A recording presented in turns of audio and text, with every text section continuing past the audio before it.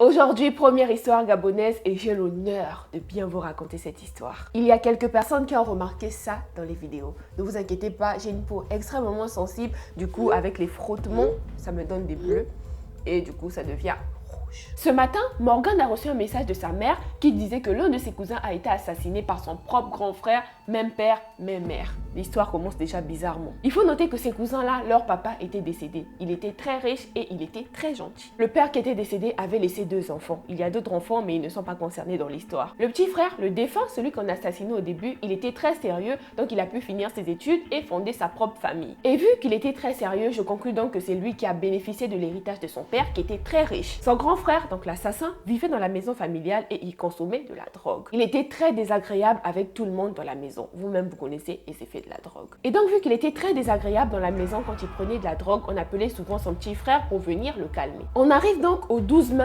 2022, le jour où il a assassiné son petit frère. Ce jour-là, il avait pris de la drogue et donc on appelle le petit frère pour qu'il vienne calmer son grand frère comme il le faisait d'habitude. Le petit frère arrive et donc il attire son grand frère dans la chambre pour le ramener à la raison. Arrivé dans la chambre, le grand frère avait une machette et donc il prend cette machette, il le dame sur le cou de son petit frère. Après ça, il prend le couteau qu'il avait aussi et il le met dans la poitrine de son frère. Il est resté là à remuer le couteau dans la plaie alors que son petit frère criait. Quand les autres membres de la maison ont entendu les cris, ils sont rapidement venus dans la chambre, mais le mal était déjà fait. La maman a vite ramené son fils à l'hôpital, mais c'était trop tard, il était déjà décédé. Là, le grand frère est entre les mains de la police judiciaire gabonaise et la famille veut le faire sortir parce qu'il a des troubles mentaux. La police refuse de le faire sortir et demande des preuves qui montrent que c'est réellement un malade mental. Ils ont totalement raison. Je sais pas ce que tu en penses de cette histoire. Est-ce que toi, t'es pour qu'on le fasse sortir de prison? Peut-être qu'il a agi sous l'effet de la drogue ou peut-être qu'il a prémédité son acte, on ne sait pas. Mais moi, je pense quand même qu'il a prémédité son acte. Après, c'est mon avis. Il y avait une machette dans sa chambre, un couteau, et puis c'était son petit frère qui gérait toute la famille.